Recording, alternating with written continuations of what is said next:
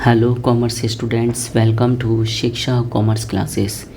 Student, जैसे कि हम अकाउंटेंसी का 2025 का एग्ज़ाम पेपर सॉल्व कर रहे थे। इस एग्ज़ाम पेपर में हम एमसीक्यू क्वेश्चन सॉल्व कर चुके थे, हम फिल इन द ब्लैंक्स वाले क्वेश्चन सॉल्व कर चुके थे, वेरी शॉर्ट टाइप क्वेश्चन भी हम इसमें सॉल्व कर चुके हैं। नेक्स्ट इसके अंदर हमारा जो टॉपिक रहेगा वो सेक्शन बी में शॉर्ट टाइप क्वेश्चन रहेगा, यानी नेक्स्ट हमें सॉल्व करने हैं शॉर्ट टाइप क्वेश्चन। तो बढ़ते हैं सबसे पहले वाले क्वेश्चन की तरफ और सॉल्व करते हैं। देखो क्वेश्चन में हमें गिवन है Hema and Meena are partners in a firm. दो लड़कियां हैं, एक हेमा और मीना, फर्म के अंदर वो पार्टनर है। Hema withdrew ₹2000 at the beginning of each month, यानी हर महीने वो 2000 रुपये निकालते हैं शुरुआत में, महीने की शुरुआत में।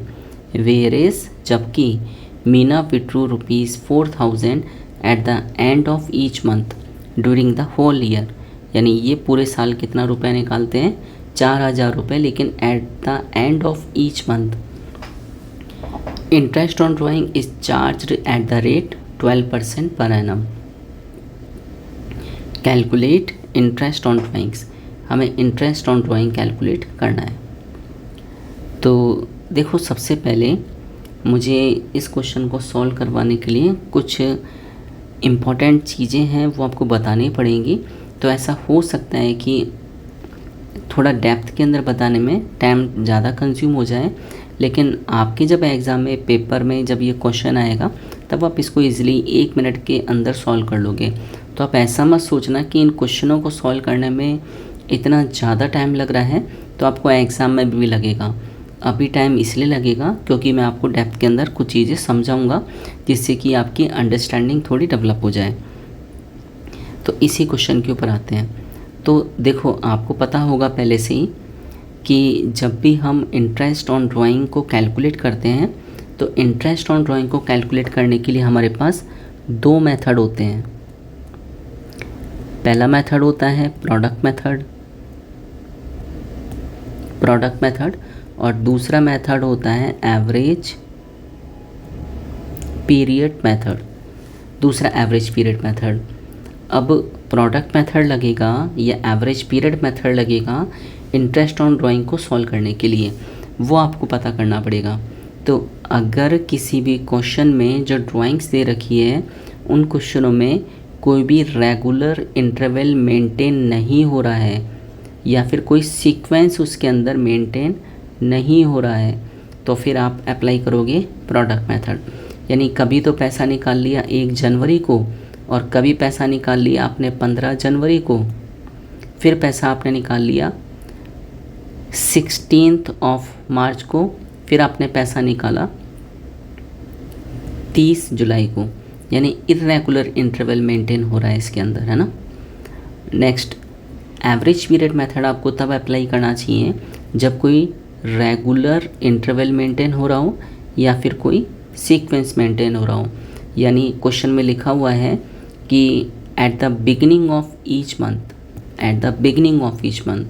Eight the end of each month, यानी एक सीक्वेंस मेंटेन हो रहा हो, हर महीने की पहली तारीख को, हर क्वार्टर की पहली तारीख को, क्वार्टर के एंड के अंदर पैसा विड्रॉल किया जा रहा है, तो एवरेज पीरियड मेथड। अब आपको पता चल गया होगा कि अभी हम कौन सा मेथड अप्लाई करेंगे, एवरेज पीरियड मेथड, क्योंकि क्वेश्चन में यही बात लिखी हुई है at the beginning of each month. तो रेगुलर इंटरवल मेंटेन हो रहा है और रेगुलर इंटरवल मेंटेन हो, सीक्वेंस मेंटेन हो, तो एवरेज पीरियड मेथड हमें अप्लाई करना चाहिए। अब नेक्स्ट हमें सोचना पड़ेगा इसका फॉर्मूला क्या होता है, तो मैं फॉर्मूला यहाँ लिख देता हूँ जो आपको याद होना चाहिए। तो question number 4, calculation of interest on drawings. तो फॉर्मूला तो इसका बनता है टोटल ड्राइंग्स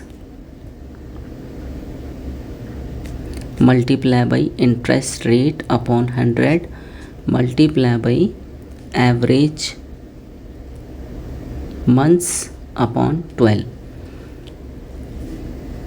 तो यहाँ तो हम कैलकुलेट कर देंगे हेमा के लिए, और उसके नीचे हम यहाँ कैलकुलेट कर देंगे मीना के लिए। ठीक है, ये हेमा है और ये मीना है, दो लोग थे। तो लिखते हैं इसके अंदर हेमा कितना पैसा निकाल रही है, 2000 रुपीज़ निकाल रही है। और कब तक निकालती है, पूरे साल निकालती है, यानी मल्टीप्लाई बाई 12। इंटरेस्ट की रेट आपको पता है 12% थी, इनटू एवरेज मंथ हम कैलकुलेट करेंगे। वैसे कुछ ऐसी कंडीशंस हैं जिसके अंदर आप एवरेज मंथ को याद कर लेना, लेकिन कैलकुलेशन करते कैसे हैं मैं आपको थोड़ा सा समझा देता हूँ। और डिवाइड बाई 12। ऐसे ही हम मीना के लिए कैलकुलेट कर लेते हैं। मीना कितना रुपया निकाल रही थी, 4000। तो 4000 रुपीज़ पूरे 12 महीने पैसा निकाला जाता है, मल्टीप्लाई बाई इंटरेस्ट की रेट, मल्टीप्लाई बाई यहाँ पर एवरेज मंथ निकलेंगे, और यहाँ पर हम लिखेंगे 12। तो सबसे पहले हम कैलकुलेशन करते हैं एवरेज मंथ के लिए, इस एवरेज मंथ के लिए। तो यहाँ लिखते हैं एवरेज मंथ का फॉर्मूला। एवरेज मंथ का फॉर्मूला होता है months remaining after first drawing plus months remaining after last drawings,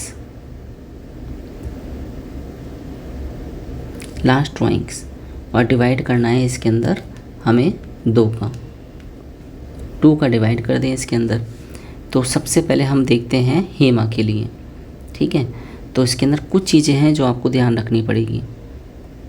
यहाँ पर हेमा का लिख देंगे और यहाँ पर लिख देंगे जो नेक्स्ट लड़की मीना। पहले हम देखते हैं मंथ कितने हैं। देखो इसके अंदर जैसे जनवरी, फरवरी, मार्च, अप्रैल, मई, जून, जुलाई, अगस्त, सितंबर, अक्टूबर, नवंबर और ये दिसंबर। अब देखो हेमा कब पैसा निकाल रही है, एट द बिगनिंग, यानी बिगनिंग ऑफ ईच मंथ, यानी 1 जनवरी को पैसा निकालेगी, फिर 1 फरवरी को, फिर 1 मार्च को, ऐसी वो कंटिन्यू पैसा निकालती रहेगी। लेकिन हमें सबसे पहले देखना है कि month remaining after first drawing. First drawing ये है ना 1 जनवरी को, तो 1 जनवरी को पैसा निकालती है तो कितने महीने हमारे पास रिमेनिंग रह जाते हैं। तो मंथ रिमेनिंग रहेंगे हमारे पास 12, क्योंकि जनवरी अभी पूरा पास्ट नहीं हुआ है, जनवरी बीता नहीं है, तो जनवरी भी बचा हुआ है। तो यहाँ लिख देते हैं हम हेमा के आगे month remaining after first drawing 12। ऐसे ही month remaining after last drawing. तो लास्ट ड्राइंग कब होगी, लास्ट ड्राइंग होगी 1 दिसंबर को। तो 1 दिसंबर को अगर पैसा निकाला जाता है तो कितने मंथ बच गए, 1 मंथ बच गया। तो इसके अंदर हम प्लस कर देते हैं 1 मंथ। यही फॉर्मूला था, डिवाइड बाई 2 करना है, यानी month remaining after first drawing plus month remaining after last drawing, और डिवाइड करना है 2 का। तो इसे आप सॉल्व कर लो, सॉल्व हो जाएगा 13/2, यानी 6.5 मंथ्स। यही 6.5 मंथ आपको लिख देने हैं यहाँ पर, 6.5 मंथ। ऐसे ही आपको मीना के लिए कैलकुलेट करना है। वैसे आप इनको याद कर लेना तो ठीक रहेगा, इसका आंसर 5.5 आएगा ना, क्योंकि मुझे ये याद है। मैं आपको समझाता हूँ कैसे करना है। देखो अब वापस से उसी टॉपिक पे आते हैं कि हम मीना जब विड्रॉल कर रही है तो विड्रॉल वो किस तरह से कर रही है।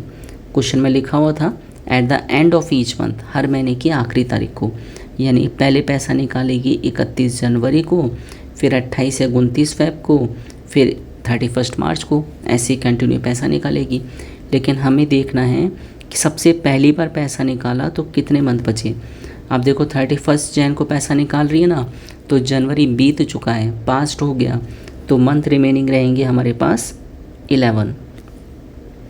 तो यहाँ पर हम लिख देते हैं 11 month plus month remaining after last drawing. तो लास्ट ड्राइंग वो कब करेगी, लास्ट ड्राइंग वो करेगी 31 दिसंबर।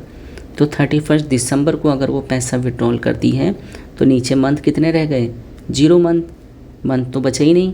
तो यहाँ प्लस कर देते हैं 0 डिवाइड बाई 2, यानी 11/2 सॉल्व करेंगे तो 5.5, इसलिए यहाँ पर क्या आएगा 5.5, यहाँ पर लिख दिया 5.5। बस इससे सॉल्व कर लो। तो सॉल्व करने के लिए 12 से ये 12 गया, इन 00 से ये 00 चले गई, और इस वाली 0 से हम इस पॉइंट को हटा देते हैं और हम मल्टीप्लाई करके लिख देते हैं इस 12 को, इस 2 को और 65 को। 2 × 12 × 65, सेम प्रोसीजर यहाँ पर अप्लाई करना है। इस 12 से ये 12 गया, इन 00 से ये 2 0 चले गई, और इस वाली 0 से ये पॉइंट हमने हटा दिया। मल्टीप्लाई कर लेते हैं 4, 12 और 55 को। 2 × 12 × 55, इसे सॉल्व करके लिख देते हैं। तो सॉल्व करते हैं। सबसे पहले 2 × 12 × 65, आंसर आया 1560 रुपीज़, ये आंसर हो गया। नेक्स्ट ऐसे फिर हम अगला सॉल्व कर लेते हैं। 2 × 12 × 55, इसका आंसर आया 1320 रुपीज़। तो आई होप आपको समझ में आया होगा। बहुत इजी है, फॉर्मूला पता होना चाहिए और एवरेज मंथ आपको कैलकुलेट करने आनी चाहिए, क्योंकि इनके अलावा भी कई सारी कंडीशनें बनती हैं जिनमें एवरेज मंथ को कैलकुलेट करना आपको आना ही चाहिए।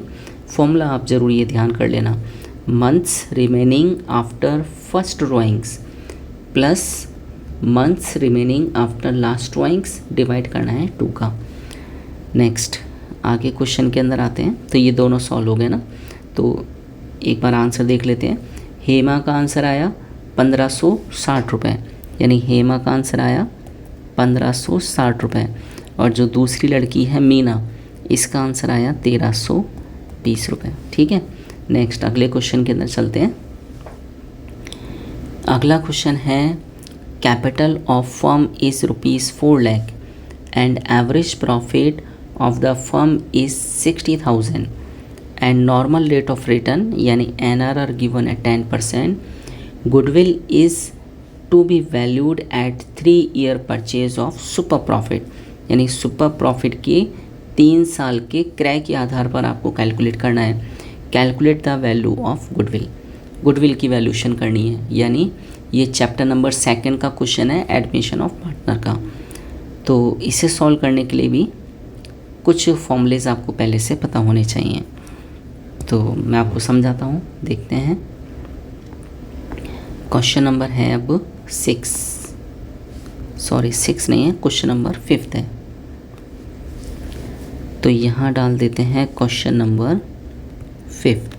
सबसे पहली बात, कैलकुलेशन करना है वैल्यू ऑफ गुडविल। तो गुडविल का आप लिख दीजिए फॉर्मूला।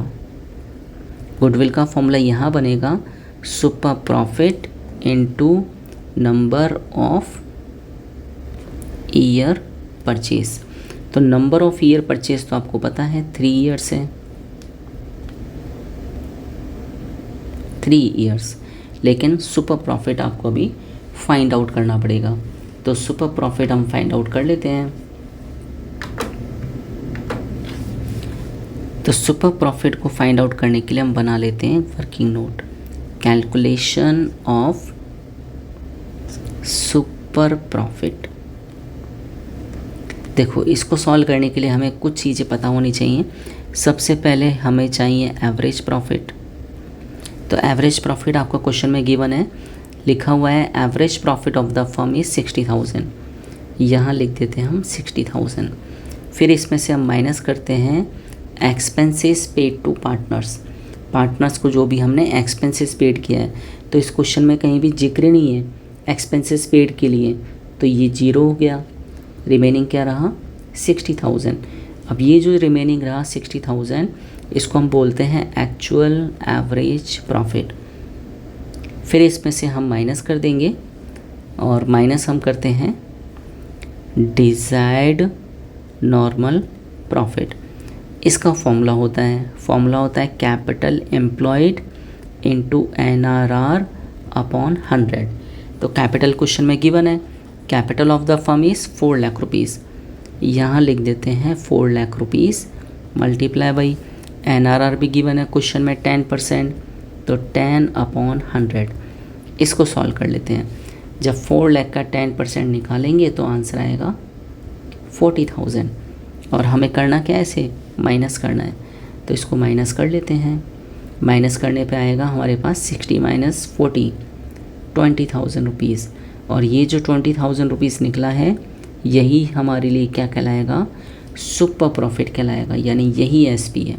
तो अब SP की जगह इसको लिख देते हैं, ये रही SP की जगह 20,000, तो 20,000 मल्टीप्लाई बाई 3, आंसर आएगा 60,000 रुपीज़। ये अपना आंसर, यानी क्वेश्चन नंबर 5 का आंसर हो गया 60,000 रुपीज़। तो सिंपल सा है, बस कुछ फॉर्मूलेस आपको पता होने चाहिए, कुछ परफॉर्म में है, कुछ वर्किंग नोट है, इनको आप थोड़ा सा ध्यान रखिएगा। नेक्स्ट अगले क्वेश्चन में आते हैं, क्वेश्चन नंबर 6। इसमें गिवन है 3 पार्टनर्स हैं A, B and C, sharing profit in the ratio of 3:2:1। Goodwill is appearing in the books at the value of 30,000, यानी ये हो गई हमारी ओल्ड गुडविल। ओल्ड गुडविल हमें दे रखी है, और आपको तो पता ही होगा जो ओल्ड गुडविल होती है उसे हमें क्या करना होता है, राइट ऑफ करना होता है। तो इस क्वेश्चन में भी अगर जनरल एंट्री पूछी होगी तो राइट ऑफ करना पड़ेगा। बी रिटायर, फर्म छोड़ के कौन जा रहा है, बी जा रहा है। And at the time of B's retirement goodwill is valued at 42,000, और गुडविल की वैल्यूशन हमने क्या की है at the time of B retirement, वो है 42,000। Give necessary journal entries in the books of the firm. Firm की बुक्स में आपको नेसेसरी जर्नल एंट्रीज करनी है। तो सबसे पहले एंट्री हमें करनी पड़ेगी इस 30,000 को राइट ऑफ करने की, और फिर हम इसके लिए करेंगे जब बी रिटायर हो रहा है। तो आ जाते हैं अपनी नोटबुक में, क्वेश्चन नंबर डाल देते हैं, क्वेश्चन नंबर 6। सबसे पहले लिख देते हैं हम जो जर्नल एंट्री करेंगे, right of old goodwill, right of old goodwill, जिसकी अमाउंट आपको ध्यान होगी 30,000 रुपीज़, ठीक है ना। तो पहली एंट्री हम इसके लिए करेंगे। आप ऐसे एग्ज़ाम में कंडीशन है मत लिखना कि हम पहली एंट्री किसकी कर रहे हैं, मैं आपको समझाने के लिए ही ये हेडिंग डाल रहा हूँ, आप तो डायरेक्ट कीजिएगा ना। चलो मैं आपको डायरेक्ट ही करके बता देता हूँ। सबसे पहले आप परफॉर्मा बना लीजिएगा। परफॉर्मे के अंदर पहला कॉलम डेट का, फिर पार्टिकुलर का, फिर LF का, और डेबिट अमाउंट, क्रेडिट अमाउंट। तो सबसे पहली एंट्री आपको राइट ऑफ की करनी है ना, पर्टिकुलर, LF, यहाँ पर लिख देते हैं डेबिट अमाउंट, और यहाँ लिख देते हैं क्रेडिट अमाउंट। तो राइट ऑफ की जो बेसिक एंट्री होती है वो होती है all partners capital account debit to goodwill. कितने पार्टनर्स थे, 3 ना, ABC, तो यहाँ लिख देते हैं हम एस कैपिटल अकाउंट डेबिट, बीस capital account debit, C's capital account debit, और लास्ट के अंदर जो हमें राइट ऑफ करना है टू गुडविल अकाउंट। गुडविल की अमाउंट है वो लिख देते हैं 30,000, और इस 30,000 को हमें डिस्ट्रीब्यूट करना पड़ेगा ओल्ड रेशो में, और ओल्ड रेशो क्या है 3:2:1। तो जब 30,000 को 3:1 में डिस्ट्रीब्यूट करेंगे तो आंसर आएगा 15,000 रुपीज़, फिर आएगा 10,000 रुपीज़, और फिर अगले का आएगा 5,000 रुपीज़। फिर आप इसकी नरेशन लिख देना। नरेशन हो जाएगी for right of old goodwill. जब ये पहली एंट्री हो जाएगी फिर आप इसकी सेकंड एंट्री कीजिएगा।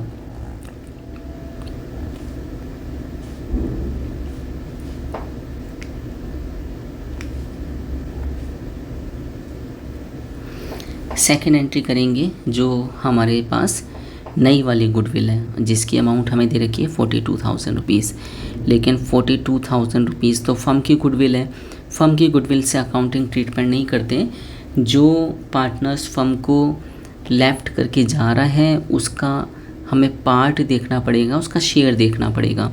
तो जो फर्म छोड़ के जा रहा है उसका नाम बी है और बी का हिस्सा देखो क्या है, 2/6। तो 42,000 रुपीज़ इंटू 2/6, इसे सॉल्व करेंगे। 6 7 जा 42 और 7,000 मल्टीप्लाई बाई 2 यानी 14,000 रुपीज़। 14,000 रुपीज़ से आपको एंट्री करनी है और इसकी बेसिक एंट्री होती है remaining partners capital account debit to retiring partners capital. तो रिमेनिंग कौन बचा, एक तो ए बच गया और एक सी बच गया। तो रिमेनिंग को पहले लिख देते हैं, A's capital account debit, C's capital account debit और टू रिमेनिंग टू रिटायरिंग। अब रिटायर कौन हो रहा है, 20 capital to 20 capital account. Goodwill की अमाउंट क्या थी 14,000 और इसको हमें डिस्ट्रीब्यूट करना पड़ेगा गेन रेशो के अंदर। अब देखो रेशो हमें क्या गिवन था 3:2:1, ये छोड़ के चला गया और एडिशनल इन्फॉर्मेशन कुछ दे नहीं रखी है, तो रेशो क्या बच गया 3:1, यानी 3:1 में इस 14,000 को हमें डिस्ट्रीब्यूट कर देना है, यानी 14,000 मल्टीप्लाई बाई 3/4 फर्स्ट का आ जाएगा और फिर इसी तरह से 14,000 इंटू 1/4। इसको सॉल्व करेंगे तो आंसर आएगा 3,500 और फिर यहाँ पर तो 3 से मल्टीप्लाई करना पड़ेगा, तो 3,500 इंटू 3 आंसर आएगा 10,500, 10,500। तो इसका हो गया 10,500, इसका हो गया 3,500। यहाँ आ जाएगी narration 4 adjustment of retiring partner shares goodwill, adjustment of retiring partner share goodwill. बस हो गया, क्वेश्चन सिंपल सा था। यानी इस तरह के क्वेश्चनों को सॉल्व करने के लिए आपको जर्नल एंट्रीज पता होनी चाहिए, आपको कंडीशंस पता होनी चाहिए, तब भी आप इस तरह के क्वेश्चन को सॉल्व कर पाएंगे। नेक्स्ट अगले क्वेश्चन में आते हैं। क्वेश्चन नंबर 7 लिखा हुआ है, on the basis of the following information calculate the amount to be paid to a partners and pass necessary journal entries of it. यानी आपको ये भी बताना है कि अमाउंट क्या पे किया जाएगा और आपको इसकी जर्नल एंट्रीज भी करके दिखानी है। Debit balance of his capital account is 25,000, his share of profit on realisation 60,000। उसका शेयर ही दे रखा है, ये ध्यान रखिएगा, आप शेयर दोबारा से निकालना मत। Asset of the firm taken over by him rupees 13,000 rupees. तो 13,000 रुपीज़ हो गया जो उसने असेट टेकन ओवर की है। तो इसके लिए हम पार्टनर्स कैपिटल अकाउंट बनाएंगे, उसी पार्टनर्स का जो पार्टनर फर्म छोड़ के जा रहा है। अब देखो इसमें लिखा तो है नहीं कि कौन जा रहा है, कितने पार्टनर्स थे, यानी एक ही पार्टनर्स की ही इंफॉर्मेशन दे रखी है जिसके लिए आपको वैल्यू कैलकुलेट करनी है पेमेंट की। तो यहाँ लिख देते हैं पार्टनर्स कैपिटल अकाउंट। ठीक है, एक ही पार्टनर्स है इसलिए मैं एक ही कॉलम बना रहा हूँ जो जाने वाला है। अब देखो इसके अंदर सबसे पहले डेबिट बैलेंस दे रखा है, debit balance of capital account, यानी यहाँ लिखेंगे टू बैलेंस BD। अमाउंट बता दिया 25,000। फिर इसी तरह से क्वेश्चन में लिखा हुआ है his share of profit on realisation. Realisation का जो प्रॉफिट होता है वो यहाँ ट्रांसफ़र करते हैं बाई रियलाइजेशन, और प्रॉफिट का शेयर ही दे रखा है 60,000 रुपीज़। और क्वेश्चन में लिखा हुआ है asset of the firm taken over by him 13,000। अगर कोई असेट टेकन ओवर करता है तो असेट टेकन ओवर को हम लिखते हैं इस वाली साइड में उस एसेट के नाम से। तो यहाँ पर एसेट का नाम गिवन नहीं है तो एसेट ही लिख देते हैं, और एसेट की वैल्यू दे रखी है 13,000 रुपीज़। बस आप इसका बैलेंस कैलकुलेट कर दो। तो बैलेंस कैलकुलेट करेंगे तो आएगा यहाँ पर 8, यहाँ पर आएगा 6 नहीं 8, और यहाँ पर आएगा 3, 38,000 यहाँ आ गया, और यहाँ पर आ गया 60,000। तो 60,000 में से आप माइनस कर दो 38,000 और यहाँ लिख दो टू बैंक अकाउंट। तो आंसर बचेगा 22,000, जो हमारा हो गया बैलेंसिंग फिगर। यानी जो हमसे पूछा है ना, उसको पेमेंट क्या किया जाएगा, अमाउंट टू बी पेड। तो amount to be paid ₹22,000 rupees. इस बैलेंस को हमें चेंज करना पड़ेगा क्योंकि यहाँ 60 है, तो यहाँ पर भी आपको लिखना पड़ेगा 60,000 रुपीज़। लेकिन क्वेश्चन के अंदर केवल ये अकाउंट नहीं पूछा, क्वेश्चन के अंदर जर्नल एंट्रीज़ भी पूछी है। तो इसकी जर्नल एंट्रीज़ भी मैं आपको बता देता हूँ। तो जर्नल एंट्रीज़ के लिए हमें पहले बनाना पड़ेगा फॉर्मेट।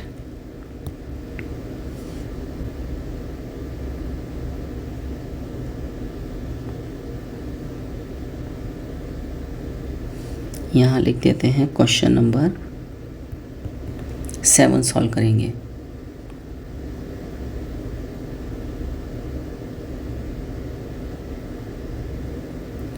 तो सबसे पहले अपन एंट्री करते हैं जो डेबिट बैलेंस गिवन था,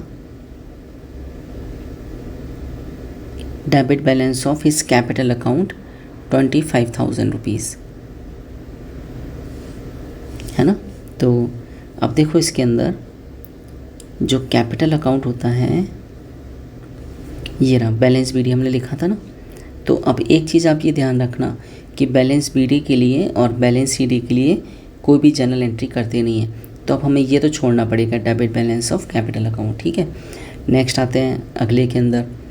अगला है जो 60,000 रुपीज़ था, रियलाइजेशन का प्रॉफिट था, उसके लिए अपन जर्नल एंट्री कर देते हैं। इसके लिए जर्नल एंट्री होगी realisation account debit to partners capital account. Amount है कितना, 60,000। फॉर्मेट आप क्रिएट कर लेना इसका, है ना। वही date particular LF, debit amount and credit amount 60,000। अब ये इतना मुश्किल नहीं है ये एंट्री बनाना, अगर आपको फॉर्मेट पता है ना तो आप आसानी से बना लोगे। तो रियलाइजेशन के अंदर आपको लिखना है डेबिट, रियलाइजेशन अकाउंट डेबिट और टू पार्टनर्स कैपिटल अकाउंट 60,000 हो गया। यहाँ से आप देखो entry realisation account debit to partners capital account, ये बाई में है ना, यानी ये क्रेडिट साइड में है। क्रेडिट साइड को ये लेज़र में है तो हम जर्नल में क्या कर देंगे, इसे डेबिट कर देंगे। तो ये पहली एंट्री हो गई। दूसरी एंट्री हम इसकी कर देते हैं जो असेट टेकन ओवर हुई है। तो partners capital account debit to assets, second entry partners capital account debit to जो भी असेट टेकन ओवर हुई है उस असेट के नाम से, असेट अकाउंट, और कितने की थी 13,000 रुपीज़। नेक्स्ट इसी तरह से एक तीसरी एंट्री हमें और करनी होगी जो हमारा आंसर आ रहा था। तो पता ही चल रहा होगा, पार्टनर्स कैपिटल अकाउंट डेबिट और 2 के अंदर लिखना है बैंक अकाउंट। तो यहाँ लिख देते हैं पार्टनर्स कैपिटल अकाउंट डेबिट और 2 बैंक अकाउंट। इसका आंसर आ रहा था 22,000 रुपीज़। तो जनरल एंट्रीज आपको पहले से सीखनी पड़ेंगी ना, आप रियलाइजेशन अकाउंट बहुत अच्छा सीख जाओगे तब ये जनरल एंट्री भी आपको आ जाएंगी। नेक्स्ट बढ़ते हैं अगले क्वेश्चन की तरफ।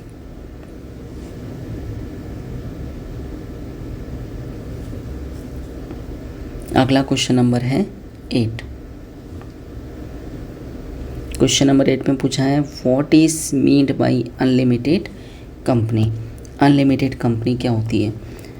तो मैं आपको इसकी डेफिनेशन बता देता हूँ। जब आपसे मीन पूछा जाए तब आप इसकी एक्ट और सेक्शन मत लिखना, तो ये मीन बन जाएगा, और एक्ट और सेक्शन जब सोर्सेस आप लिखेंगे तब ये इसकी डेफिनेशन बन जाएगी। तो मैं लिखता हूँ इसकी definition. Question number 8, according to Indian companies act section 2013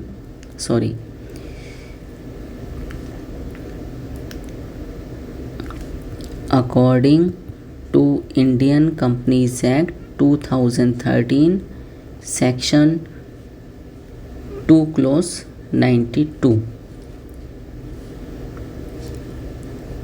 an unlimited company is a company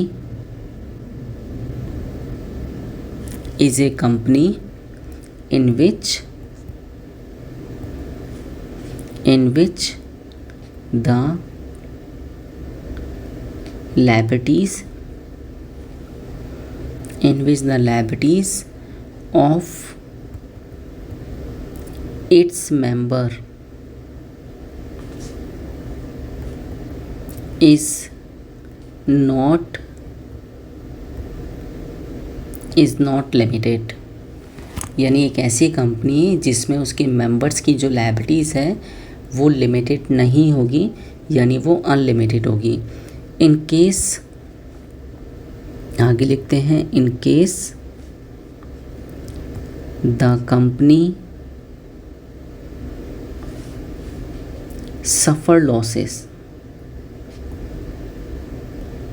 ये एक तरह से मान के चलो एक एग्जाम्पल हो गया, आप ऐसे भी लिख सकते हो। For example, in case the company suffer losses and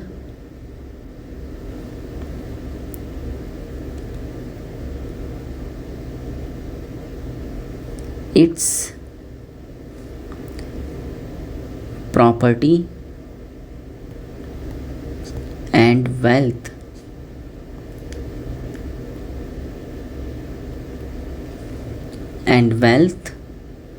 are not sufficient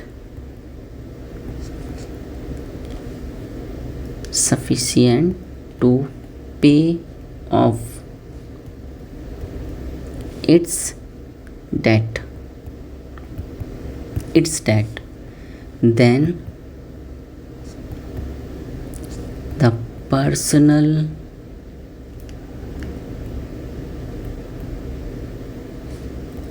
property of its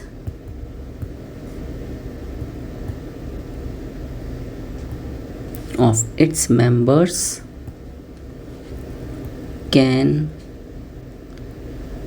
also be used to meet the liabilities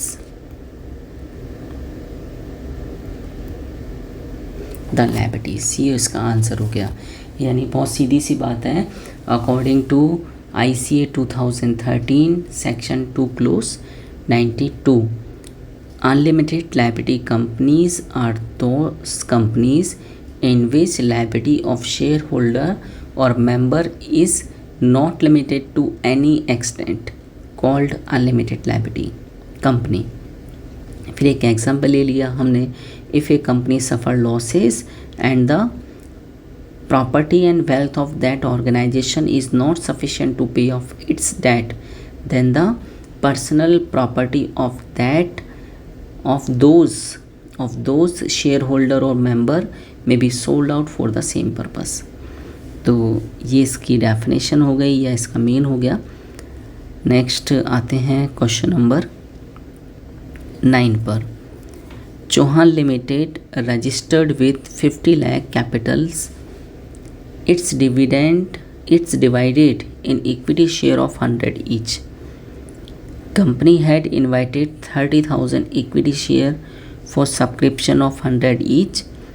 Application received for subscription of all shares and all call money received on due date, यानी सारे पैसे मिल गए।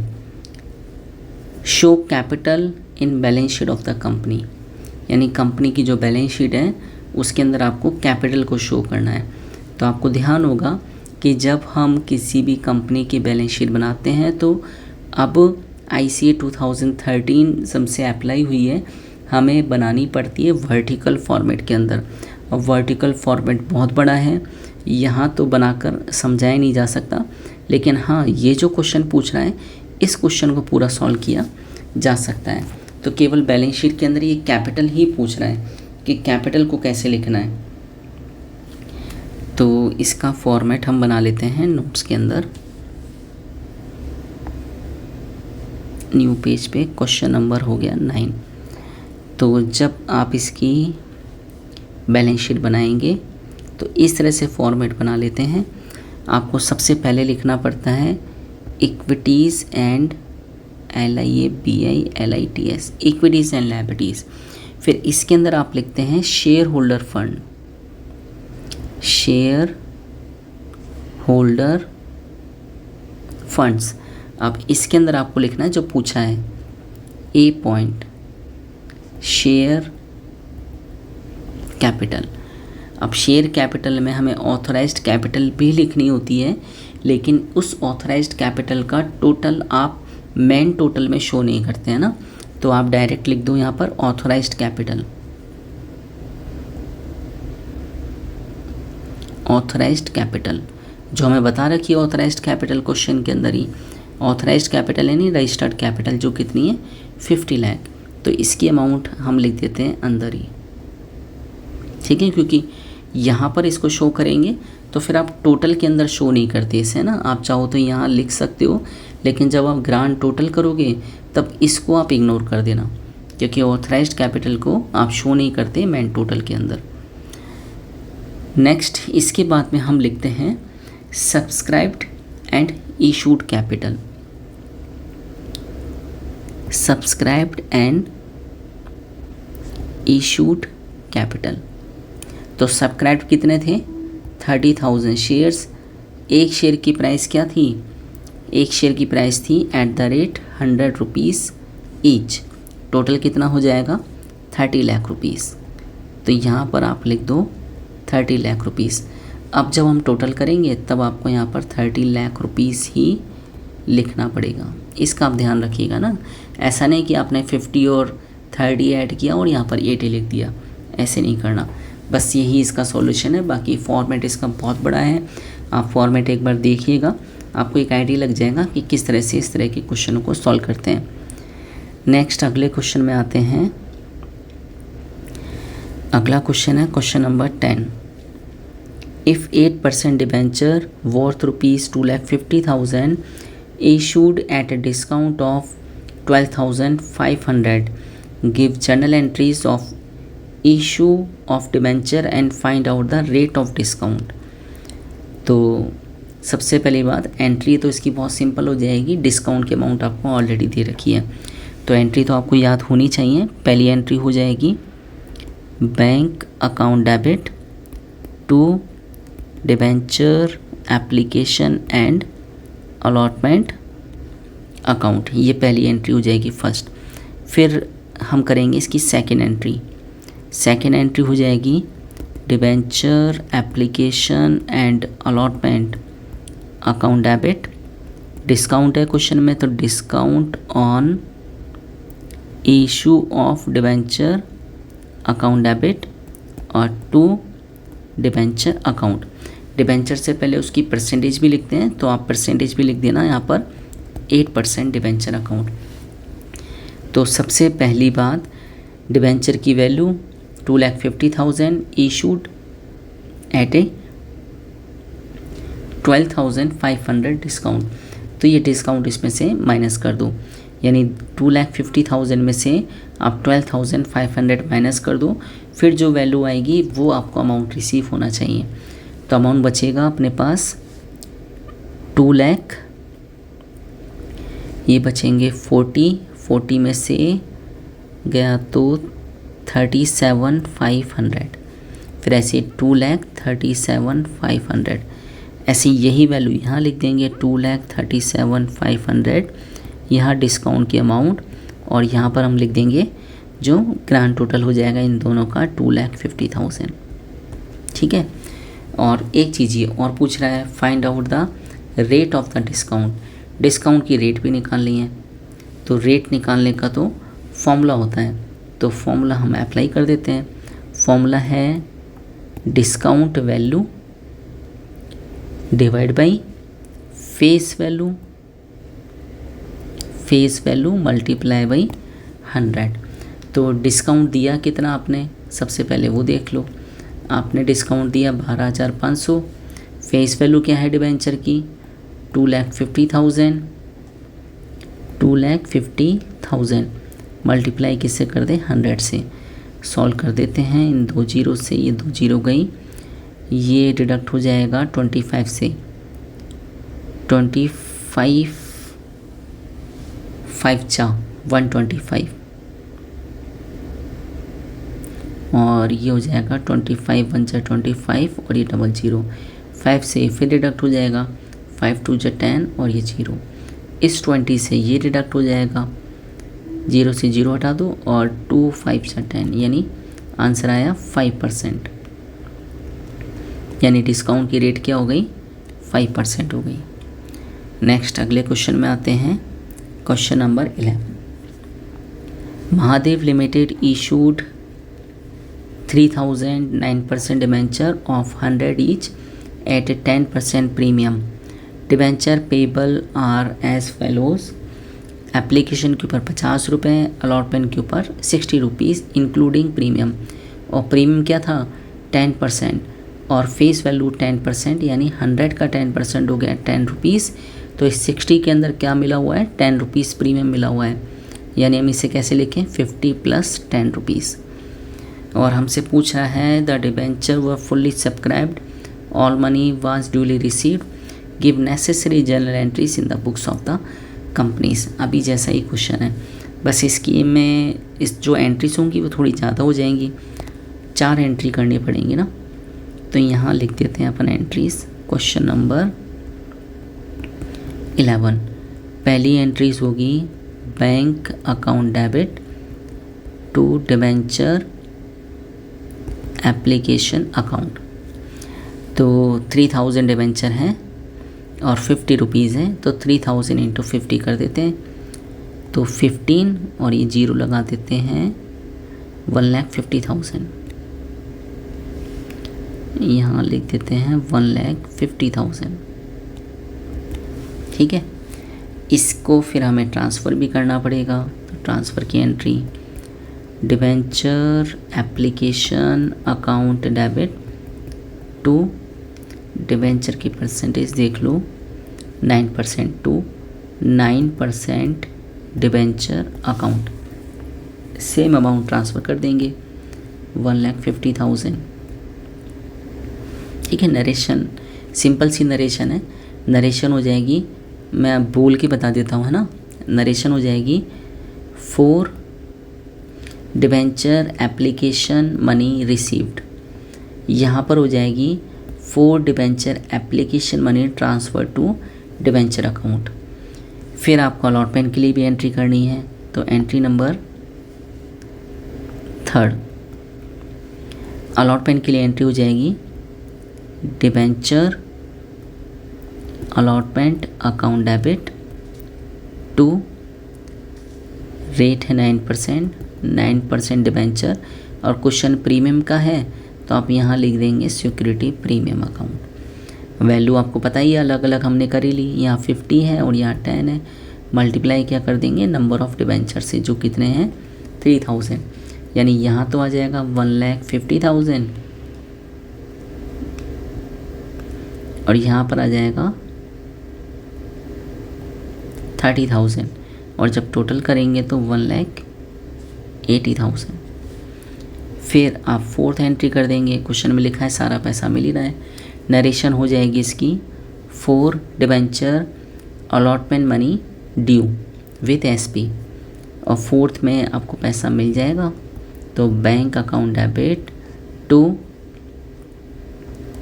Debenture allotment account, और ये money आपको मिल जाएगी 1,80,000 rupees.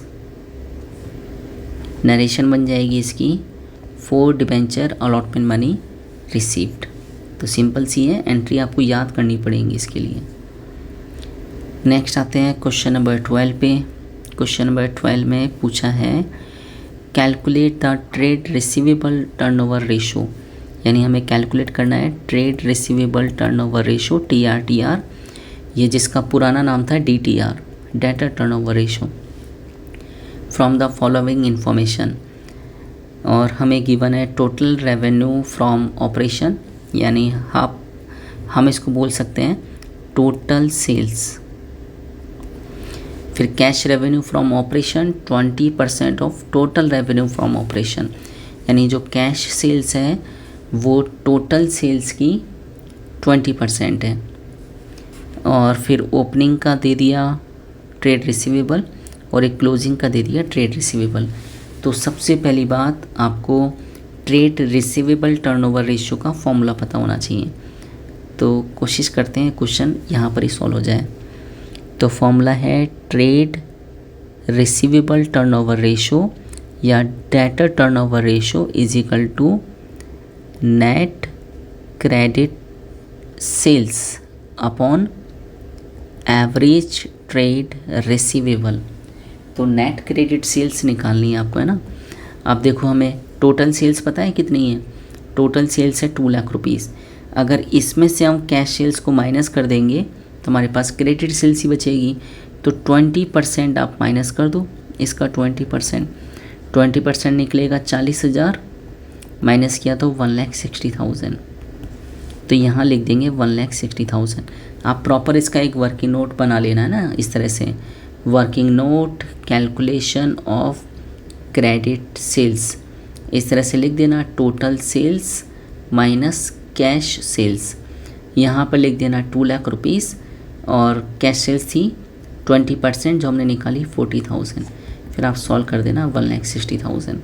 इसका एक अच्छा इफेक्ट पड़ता है ना, तो इस तरह से वर्किंग नोट आप लिख लेना। फिर हमें ये चाहिए average trade receivable. Average trade receivable का फॉर्मूला होता है, इसके लिए भी working note banana, working note calculation of average trade receivable. Formula होता है opening TR plus closing TR divide by 2।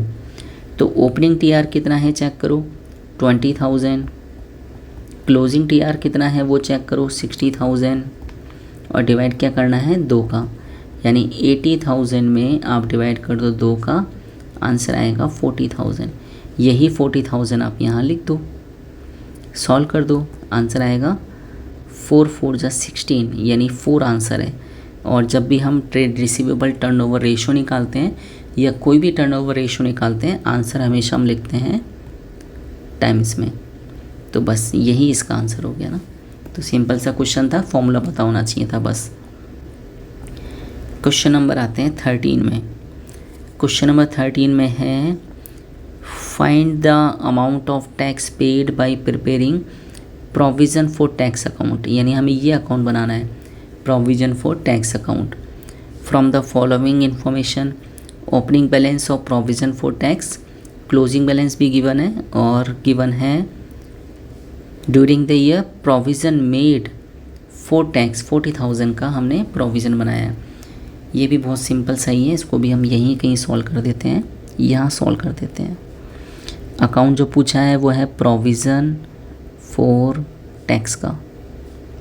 अब प्रोविज़न लायबिलिटीज़ होती है, इसका आपको ध्यान रखना पड़ेगा, और लायबिलिटीज़ के अकाउंट हमेशा स्टार्ट होते हैं बाई वाली साइड से, यानी क्रेडिट वाली साइड से। यानी आप यहाँ लिखेंगे बाई बैलेंस BD, और BD क्या है ओपनिंग बैलेंस कितना 30,000 आप लिख दो यहाँ।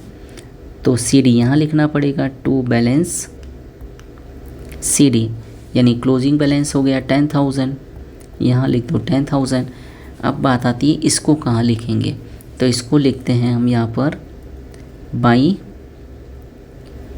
P&L के नाम से, बाई P&L अकाउंट, या आप चाहें तो डायरेक्ट लिख सकते हैं प्रोविज़न फॉर टैक्स जिसकी अमाउंट है 40,000।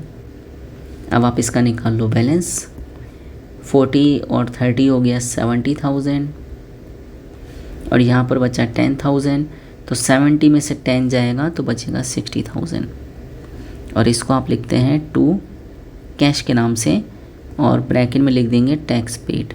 और यही हमसे पूछा है कि टैक्स पेड कितना होना चाहिए, तो टैक्स पेड का आंसर हमारे क्या है 60,000, तो इसका आंसर हुआ 60,000 रुपीज़, जो ये आंसर आया है। तो ये भी सिंपल सा है, बस प्रोविज़न फॉर टैक्स का अकाउंट बनाने आने चाहिए, कुछ बेसिक नॉलेज होनी चाहिए आपको। अगर आपने 11th क्लास सही से पढ़ी है, आपको असेट के अकाउंट क्रिएट करने आते हैं, लायबिलिटीज़ के अकाउंट क्रिएट करने आते हैं, तो फिर ये क्वेश्चन आपके लिए फिर कुछ भी नहीं है। तो अभी के लिए तो सिर्फ इतना ही है। हमने शॉर्ट टाइप क्वेश्चन थे सेक्शन बी के अंदर, वो भी सॉल्व कर लिए। नेक्स्ट हमारी जो वीडियो होगी वीडियो 4 नहीं, ये तो वीडियो 4 है, वीडियो 5 जो होगी वो होगी सेक्शन सी के लिए, और जिसके अंदर हम सॉल्व करेंगे लॉन्ग आंसर टाइप क्वेश्चन। तो अभी के लिए इतना ही। किसी भी क्वेश्चन में प्रॉब्लम हो, कोई क्वेश्चन समझ में ना आए आपको, तो प्लीज़ आप कमेंट कीजिएगा, मैं उस क्वेश्चन को फिर से समझाने की पूरी कोशिश करूँगा।